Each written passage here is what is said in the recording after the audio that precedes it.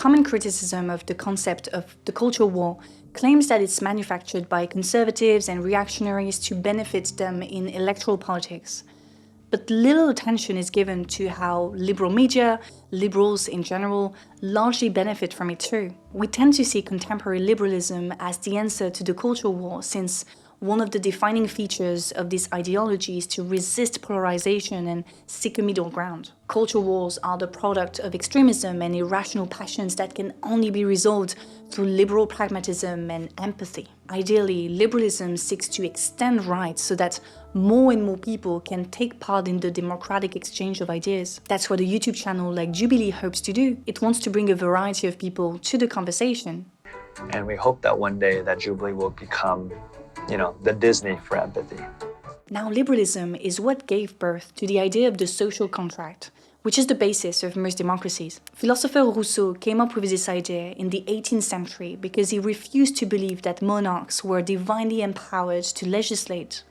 On the other hand, he believed that power belongs to the people, that democracy would ensure individual freedom. So the social contract between people and their political representatives was one way to achieve that, and that's pretty much what we have today. We elect representatives who are expected to defend our interests and our freedoms in Parliament.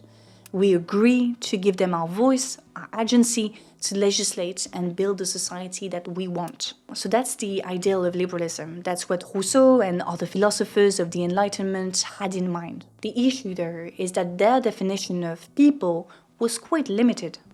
People meant white middle and upper class men. So if you didn't have enough money, if you were a woman, if you were not white, then you were not part of the social contract. In fact, in order to join the social contract, marginalized groups have had to convince liberals of their worthiness and faced a lot of resistance because of that. I mean, all the rights that we enjoy today, the right to vote, the right to have ownership over one's body, weren't simply acquired through dialogue, peaceful negotiations, or debates. They are not the product of liberal systems alone, no. That's the illusion liberalism likes to tell itself. But the historical reality is that those rights have been acquired using the very methods that liberals reject: radicalism, violence, political instability. The culture war is a great example of political instability. We hear everywhere that our society is getting more and more polarized, and the liberal answer to that is simply to listen to each other. Muslims listen to ex-Muslims, white feminists listen to POC anti-feminists, trans conservatives listen to trans liberals. That's the mission that Jubilee is on, to build connection, to share empathy between culturally different groups. And you know what?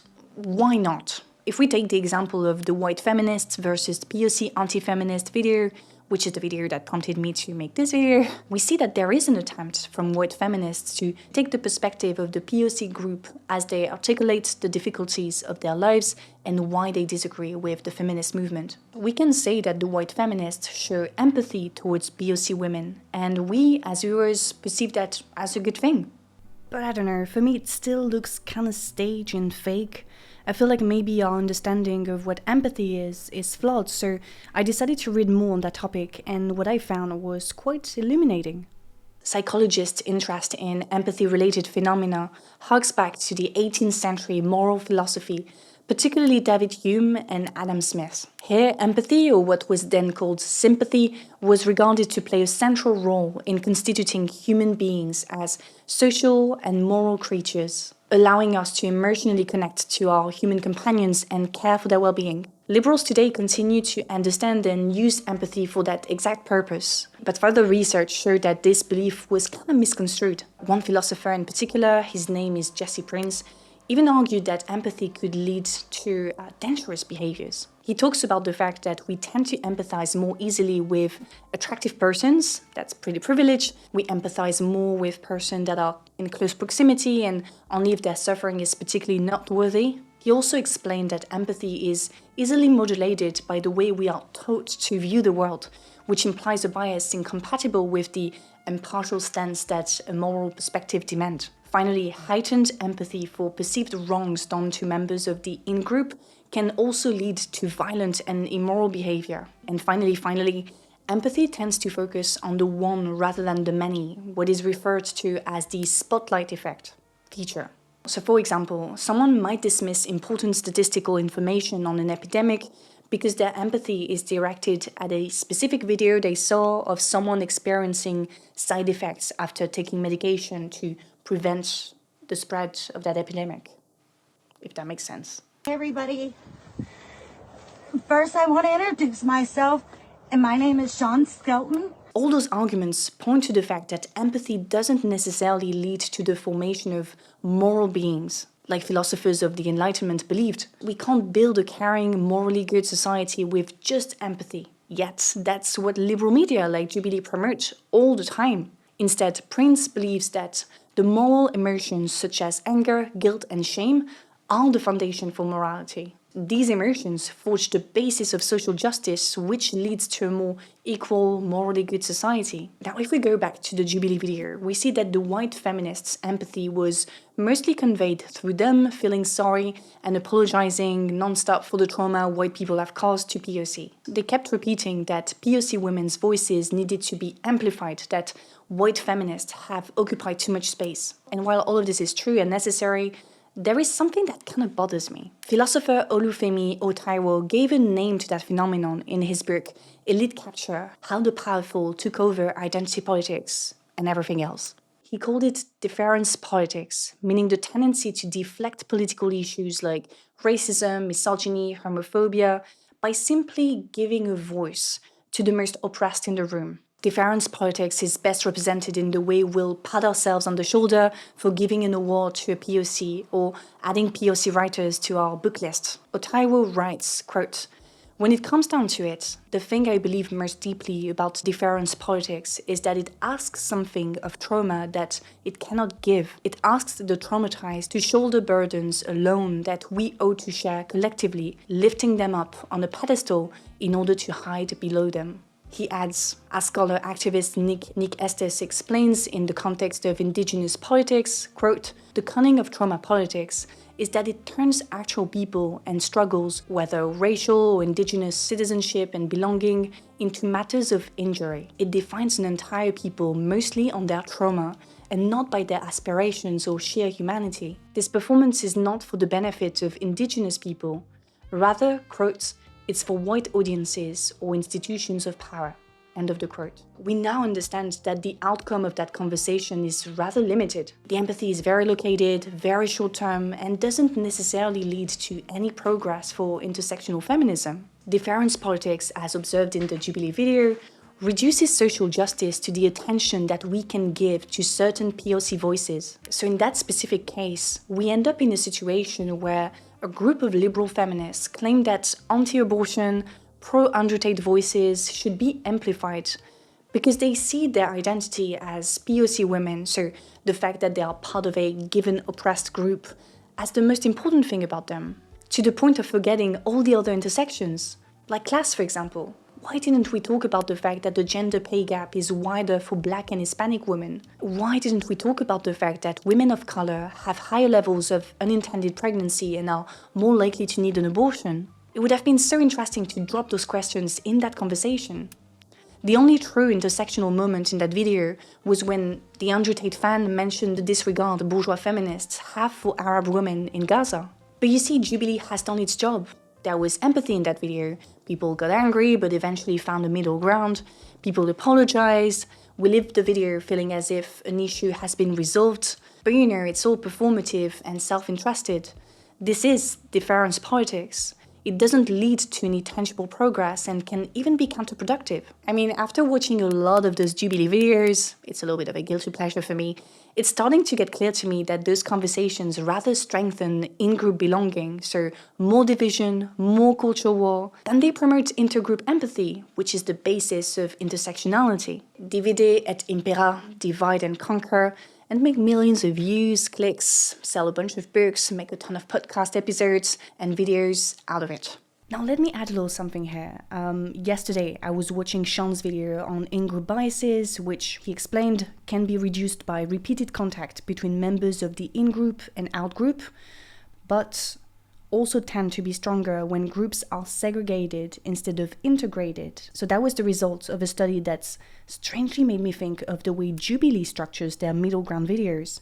You know, they define two opposite groups, they segregate them on each side of the room, they create a competitive atmosphere as those who don't agree with the statement join the group later, armed with their counter-arguments. So it seems that Jubilee does exactly what the study recommends not to do if we want to reduce in-group biases toward out-group people. Anyway, let's go back to what I was saying. Contemporary liberalism needs the culture war to exist in order to thrive as the moderate alternative. When Jubilee claims to promote empathy, what they really do is ensure that respectability is maintained in order to appear as a peaceful agent in the culture war. The goal of Jubilee is to ensure that people don't shout too much at each other, that they respect the rules of the game, that they remain polite as they discuss controversial topics, that they even hug at the end, because we're all humans, you see. I mean, when you think about it, contemporary liberals' goal is to remove the emotional component of politics and replace it with respectability, coded as empathy. But it's precisely this emotional component Jesse Prince argues is essential for the formation of moral beings. Prince is not alone in thinking that way. More and more researchers who are interested in the role of emotions in politics challenge dualist oppositions that pit feeling and emotions, often associated with extremism on the one hand, against thought, cognition, and reason, often associated with liberalism. In fact, their argument is supported by neuroscientific research, which has found that rationality requires emotion. Now that allows me to move on to my next point. You see, when I talk about the need for emotions to forge moral beings, one could argue that anger is just as unpredictable and malleable as empathy and could therefore also become dangerous. I mean, look at what happened on January 6, 2021 with the US Capitol attack. These protesters did look quite angry. Researchers argue that yes, both thought and emotion can be irrational and both can lead to irrational behavior, although neither necessarily is or does so. However, when you listen to contemporary liberals, it often feels like any political action derived from a strong emotional response is irrational, regardless of its motivations. It seems to be really important for liberals to condemn all forms of radicalism, whether it comes from the far left or the far right. I never know which side is the good one with this camera. Now that's what we call the theory of both extremism, meaning the belief that the far left and the far right are equally dangerous for society. I clearly remember what our former Prime Minister, Elizabeth Bourne, said after far-right extremists burned a section of the house of a pro-refugee mayor. Ça montre qu'il y a une montée d'extrémisme dans notre pays et évidemment il faut qu'on soit très très vigilant sur ce sujet. L'extrémisme il vaut des deux côtés. So in response to an attempt to kill a mayor who was hoping to help refugees, our Liberal minister felt obliged to remind people that far-left extremism, which for our governments refers to things like climate activists damaging a water reservoir in Sainte-Soline, or anti-retirement reform protesters damaging ad boards that everybody hates, is just as bad. So why isn't it the same thing? Why is the theory of both extremisms wrong? As Naomi Klein explained in her latest book, Doppelganger, regarding conspiracy theories, a feature of the far right, conspiracy theorists get the facts wrong but often get the feelings right. The feeling of living in a world with shadowlands, the feeling that every human misery is someone else's profit, the feeling of being exhausted by predation and extraction, the feeling that important truths are being hidden. The word for the system driving those feelings starts with C. But if no one ever taught you how capitalism works, and instead told you it was all about freedom and sunshine and Big Macs and playing by the rules to get the life you deserve, then it's easy to see how you might confuse it with another C word, conspiracy. She then quotes Gilroy Ware, who said, quote, "Conspiracy theorists are a misfire of a healthy and justifiable political instinct, suspicion." I've been selling my soul, working all day, overtime hours for bullshit pay. But suspicion directed at the wrong target, Klein adds, is a very dangerous thing.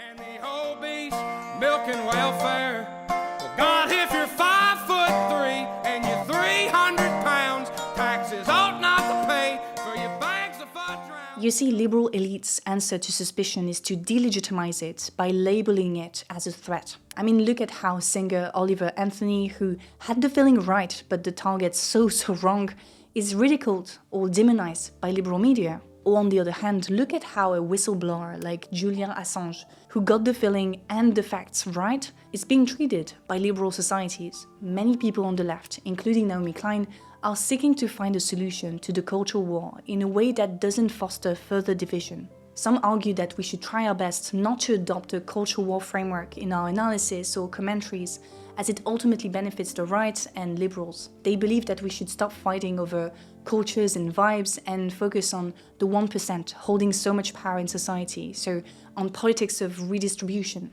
And other people on the left explain that it is natural for human beings to use culture to organize the way they view and interact with the world. So for them, the goal should be to promote a different type of culture, one that is based on the common good. These two approaches of how to escape the culture war phenomenon are related to one another. As Andreism explained in his video titled How to Create a Different Culture, societal or cultural change depends on 3 factors. First, a society's infrastructure, so its modes of production and reproduction, so that's the politics of how we produce things and how we socially reproduce. The second element is structure, so the social relations of production, which means the different hierarchies of power that exist in our society. And the third one is superstructure, so the ideological, symbolic, and cultural aspects of a society. It means that in order to change a society, we need to tackle its infrastructures, structure, and superstructure. We need to change the rules of the system, but also the way people engage with it. Now, that's not an easy task, it's true, and you won't accomplish that by yourself, but you can look around you at what others are doing, how they organize, and see how you can help. That's it for today. I hope you enjoyed it.